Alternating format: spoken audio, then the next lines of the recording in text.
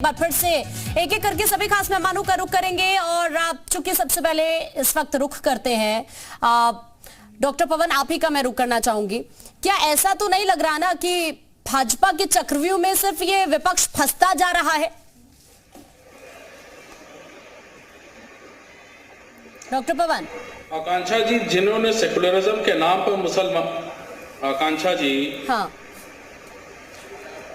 Secularism के नाम पर जिन लोगों ने जो है मुसलमानों की खैरात से शासन सत्ता की है, उनको डरने की जरूरत है। अभी आपने जो है अखिलेश यादव जी के समाजवादी पार्टी के बारे में बताया, हम उस पर कोई टिप्पणी नहीं करना चाहते, क्योंकि इस देश ने दुनिया ने देखा है कि विधानसभा में किस तरह से झूठे आरोप प्रत्यारोप किए जाते हैं और बैठ करके जो है एक दूसरे के साथ जो है यारी दोस्ती किस तरह की बेहतर है, इस देश के लोगों ने देख लिया है। तो उस पर हम चर्चा नहीं करेंगे। हम चर्चा इस विषय पे मुख्य बिंदु पे आते हैं। बासित साहब ने कहा कि आयुष्मान कार्ड योजना, हाँ। आयुष्मान कार्ड योजना की मैं एक जो है कंडीशन बता देता हूं कि 5 लाख से कम जिसकी आय, पारिवारिक आय कम है, उसको आयुष्मान योजना का लाभ नहीं मिलेगा। उत्तर प्रदेश में 33% ऐसे मुस्लिम्स हैं जिनकी 5 लाख से कम जो है आमदनी है, क्या उनको आयुष्मान कार्ड का लाभ मिलेगा? बासित साहब ने कभी क्या इस बारे में आवाज उठाई है? क्या बासित साहब ने कभी आवाज उठाई है कि मुसलमानों के ऊपर जो अत्याचार हो रहे हैं पूरे देश भर में, क्या इन्होंने कभी आवाज उठाने का साहस किया? क्या इन्होंने कभी बिल्किस बानो को लेकर के आवाज उठाई? नहीं, इस तरह की बातें क्यों करना?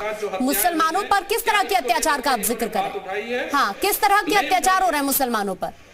नहीं, क्या जो योजना आम लोगों के लिए चलाई जा रही है उनका लाभ नहीं मिल रहा? अगर कोई अपराध करेगा तो कार्रवाई होना उस पर लाजमी है ना? आकांक्षा जी, हाँ, आकांक्षा जी, आपको मैं बता दे रहा हूँ, डेटा बता रहा हूँ, 33% मुसलमान ऐसे हैं जिनकी आय आमदनी 5 लाख से कम है। वो आयुष्मान योजना का लाभ नहीं ले सकते हैं। उज्ज्वला योजना के तहत जो सिलेंडर दिए गए हैं, वो सिलेंडर भट्टियों में झोंक दिए गए हैं, आज तक उनको कोई भरा नहीं पाया है। बासित साहब भरवाएंगे क्या? 33% मुसलमानों के पास गरीबी से नीचे रहने का जो है उनका है स्थिति बनी हुई है, उनके सिलेंडर कौन भरवाएगा? बासित साहब आप भरवाएंगे? कितनी योजनाओं में आपने सिलेंडर बांटने का काम किया है? गृह मंत्री साहब ने कहा है कि हम जो ठीक है। बासित अली जी, क्या ये जो आंकड़ा गिनवा रहे हैं इस वक्त पवन जी, क्या ये सिर्फ मुसलमानों के साथ ही हो रहा है क्या? यह योजनाएं इस तरह से चल रही हैं कि उनका अलग तरीके से लाभ मुसलमानों को हो रहा है, अलग तरीके से लाभ हिंदुओं को हो रहा है? मतलब इस तरह की राजनीति क्यों? इस सवाल के जवाब के लिए थोड़ा समय दीजिएगा। जी बोलिए। इनकी राजनीति केवल इन्हीं तरह के झूठे सवालों पर चलती है। इसके साथ अगर इनको मुसलमानों का भरोसा देखना है और मुसलमान क्यों भाजपा की तरफ आ रहा है, तो मैं बहुत जिम्मेदारी के साथ इस चैनल में बोल रहा हूं। ये अमरोहा की नगर पंचायत है सैद नगली, वहां 55% मुसलमान हैं। वहां भारतीय जनता पार्टी कोई बूथ नहीं हारी है। इनको जाना चाहिए, देखना चाहिए क्यों नहीं हारी है। आप दूसरे जिले में चले जाइए, नगर पंचायत शाही है, वहां से वीरपाल मौर्य कैंडिडेट थे और हिंदू वोट कुल 2000 थे, उनको 3500 वोट मिले हैं। और 3500 वोट 2000 के बाद 3500 वोट अगर मिले हैं तो 2500 वोट जो मुसलमानों ने दिए हैं, वो क्यों दिए हैं, किस भरोसे पर दिए हैं, इनको समझना चाहिए। 30,000 के आसपास वोट अभी बरेली मेयर के चुनाव में मुसलमानों दिए हैं। क्यों?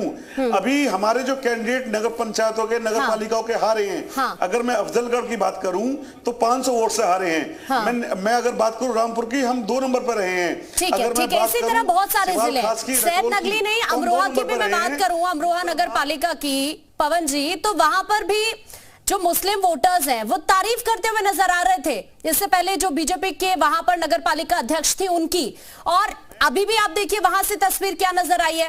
ये तो सच है ना कि आप मानेंगे इस बात को कि देखिए कितना वोटर्स का, जो मुस्लिम वोटर्स है उनका भरोसा बढ़ रहा है मुसलमान वोटर्स का बीजेपी के प्रति। और ये तो ये रिजल्ट जो सामने आया ये भी आपको बता ही रहा होगा। नहीं आकांक्षा जी, देखिए सच्चाई ये है कि उत्तर प्रदेश में मुसलमान खौफ के माहौल में जी रहा है।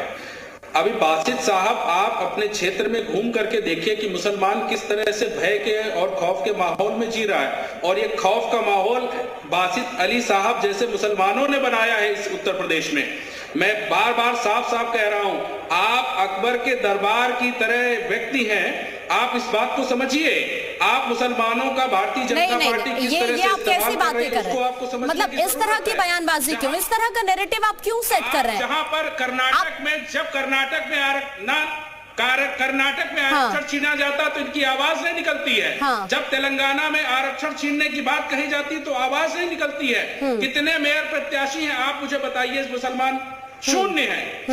मैं इनका डेटा आपको दे रहा हूं, शून्य लिस्ट है। इनकी सांसें, इनकी आवाजें बन जाती हैं जब इनके ऊपर कोई अत्याचार मुसलमानों पर होता है तो ये आवाज नहीं निकालते हैं। उत्तर प्रदेश में आपको मैं आंकड़ा दे देता हूं, 199 नगर पालिका परिषद में से 88 सीटें जीती हैं। क्यों जीती है? क्योंकि यहाँ पर ईवीएम मशीन नहीं थी। कुल मिलाकर 395 ऐसे मुस्लिम प्रत्याशी थे पवन जी, 395 ऐसे मुस्लिम प्रत्याशी थे जो निकाय चुनाव के दौरान बीजेपी ने उतारे, और 5 ऐसी जगह है जहां नगर पालिका के अध्यक्ष भी बने हैं जो मुस्लिम प्रत्याशी बीजेपी ने उतारे हैं। ये आप कहें चाहे ना कहें, ये तस्वीर तो वाकई दिख भी रही है कि कितना भरोसा मुस्लिम वोटर्स का बढ़ रहा है सीएम योगी के प्रति, बीजेपी के प्रति। आप भी इस तस्वीर को देख रहे हैं। इस तरह की बांटने वाली राजनीति या इस तरह की नैरेटिव सेट करना भी तो गलत है ना, कि डर के साए में जी रहे हैं मुसलमान। मैं आपके पास वापस लौट रही हूँ मोहम्मद सलीम, इस वक्त समाजवादी पार्टी से। मैं आपके पास लौट रही हूँ पवन जी, मैं आपके पास लौट रही हूँ। इस वक्त हमारे साथ देखिए सलीम जी जुड़ गए हैं, समाजवादी पार्टी से प्रवक्ता हैं। मोहम्मद सलीम जी, आपसे मेरा सवाल है, देखिए वोट परसेंटेज भी आपका कम हो गया है पिछली बार के मुकाबले। क्या से क्या हो रहा है आपके साथ? विधानसभा चुनाव के दौरान आपने देख लिया, अब निकाय चुनाव हुए तो 17 में से एक भी जगह आपकी सीट नहीं बन पाई। नहीं, आपने अयोध्या का रिजल्ट देखा कैसा रहा वहाँ का? हाँ, वहाँ पर वोट पड़े थे 3.5 लाख के आसपास, और वोटों की काउंटिंग हुई लगभग 4,10,000 के आसपास। अच्छा, ये आप इसके बारे में क्या कहेंगे? हाँ, ये इसका कोई जवाब है? मतलब काउंटिंग में 1 लाख वोट ज्यादा आ गए, हाँ, तो कैसे जीतेगा आदमी, आप बताएं? हाँ, एक तो मतलब आप ये कह आएंगे तो मतलब आप ये कह रहे धांधली हुई है आपके साथ?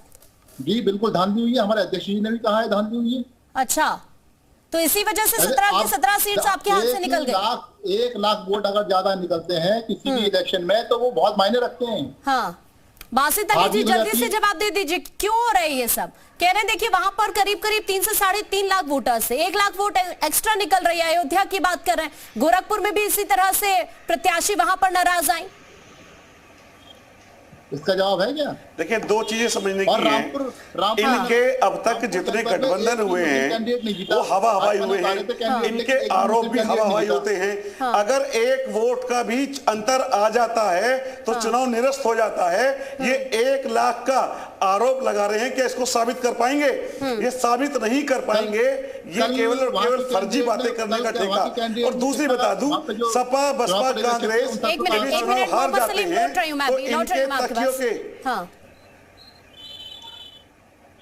जब सपा बसपा कांग्रेस चुनाव हार जाते हैं तो इनके रटे रटाए बयान, रटे रटाए डायलॉग लिखे होते हैं, ये तकिए के नीचे से निकालते हैं और उनको पढ़ देते हैं। ठीक है, इनको केवल हारने के बाद आरोप लगाना आता है। रामपुर को लेकर भी बोल दिया, आपने रामपुर को लेकर भी बोल दिया। आप देखिए ना कि सिर्फ निकाय चुनाव ही नहीं, अगर उपचुनाव भी देखिए दोनों सीटों पर, 96 और स्वार सीट पर, वहां पर भी आप कोई कमाल नहीं कर पाए। वहां पर भी आपके प्रति ऐसी तस्वीर रही है। आप मेरठ की तस्वीर देख लीजिए, आप मुरादाबाद की तस्वीर देख लीजिए, क्या हर जगह आपके साथ धांधली हुई है?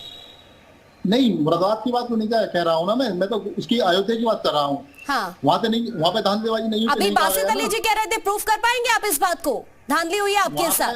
वहाँ पर जो कैंडिडेट थी उन्होंने कहा कल, हाँ, उनकी किसी ने सुनी? हाँ, आपके शायद आपके पास ऐसे तो बासित अली जी भी कह रहे हैं कि आप प्रूफ कर दीजिए अगर ऐसा कुछ था तो। नहीं तो जब जिस दिन वोट मतलब डाले गए थे उस दिन जो था 3 लाख वोट बताए गए। नहीं, इस तरह के आरोप लगाकर अगर विधानसभा चुनाव के दौरान भी आपने फिर इसी तरह से ईवीएम पर सवाल उठा दिए, अब आप फिर इसी तरह के आरोप लगा रहे हैं, क्या आपको नहीं लगता कि इन सब चीजों से बाहर निकलकर जरूरी है कि आप जनता के बीच जाए? आप देखिए ना कितनी रैली की अखिलेश यादव ने, 4 से 5 दिन पहले वो चुनावी मैदान में उतरे। ठीक है, मैं वापस अभी आपके पास लौटूंगी।